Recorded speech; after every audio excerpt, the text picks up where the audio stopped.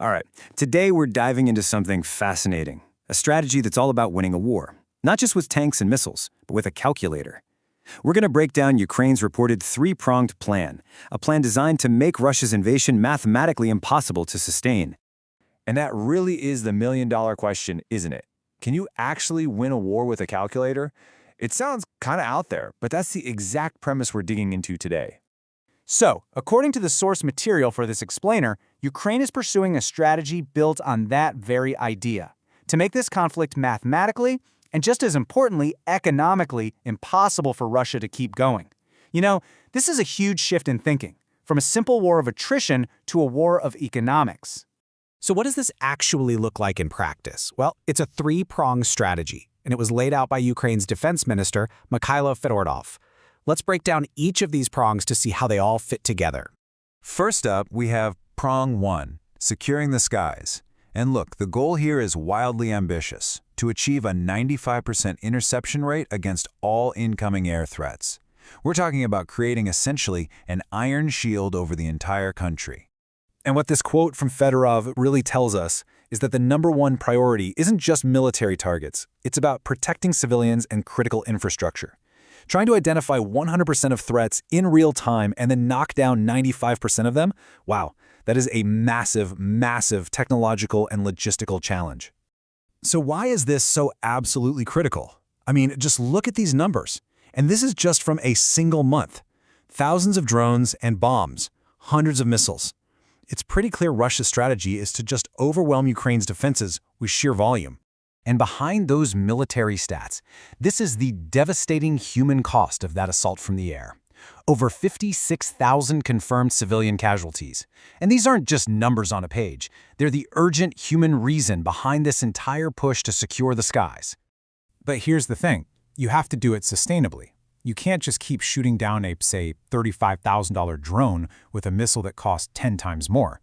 The math just doesn't work. So the solution is all about economic asymmetry. Ukraine is ramping up production of its own interceptor drones that, as you can see, cost just a fraction of their targets. Every single successful interception becomes a net financial loss for Russia.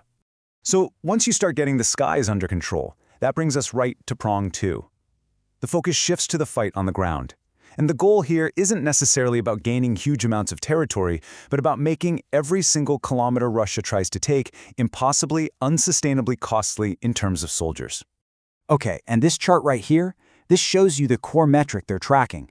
In 2025, Russia was losing, on average, 86 soldiers for every square kilometer they gained. By January 2026, that number jumped to almost 113. But look at the target, Fedorov's benchmark, is to push that number over 200.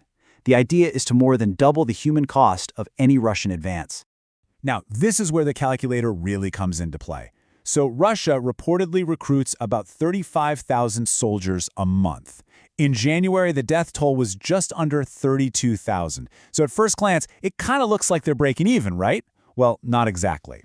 Because when you factor in all casualties, the wounded, the captured, that number is actually closer to 40,000 a month. The math is brutal. They're losing more soldiers than they can replace. And this isn't just a spreadsheet exercise. On the ground, this means creating and expanding what they call lethal kill zones. These are areas where advancing troops are just constantly under fire. As Artem Belenkov from the Nemesis Battalion puts it, the whole idea is that by the time Russian forces even reach a Ukrainian position, they're already completely wiped out from walking through miles and miles of drone-infested territory. Okay, so we've covered the skies, we've covered the ground. Now for prong 3, cutting the lifeline. And this is where the battle shifts away from the front lines and goes straight for the economic engine that's funding the whole Russian war machine. So to really get this next part, we've got to talk about the Shadow Fleet. What is it? Well, it's basically a ghost armada, a huge collection of old, aging oil tankers that Russia uses to get around international sanctions. They use shell companies, they reflag the vessels, and they do whatever it takes to keep transporting and selling their oil, which of course is the main source of cash for the war. And we're not talking about a handful of ships here. The scale of this operation is just immense. The estimate is that there are more than 1,240 of these vessels out there, creating this massive, shadowy logistics network that keeps Russia's war chest full. And this is why it's such a critical target. The source estimates this fleet could be generating up to $100 billion a year in revenue. So if you can disrupt that flow of cash, you can starve the war machine of the money it absolutely needs for missiles, for drones, and for paying its soldiers. So there you have it, the three-pronged strategy. Secure the skies, make them bleed for every inch of ground, and cut off the cash flow. But a great strategy is one thing. How do you actually pull it off? Well, the source breaks down a three-step process for making it a reality. First, it all hinges on strengthening those international partnerships to get the aid and tech needed to make all this happen.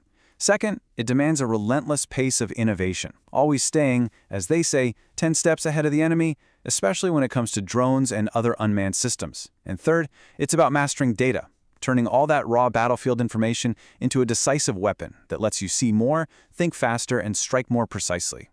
Ultimately, when you boil it all down, all three prongs, all three steps, they all come together for this one single goal: to fuse the military and the economic fronts. The strategy is designed to make this invasion a losing proposition for Russia, not just on the battlefield, but on its balance sheet. Which really leaves us with one final thought.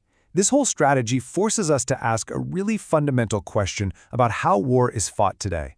Is the most powerful weapon a tank, a drone, or is it a spreadsheet? It sure seems like Ukraine is betting on all three.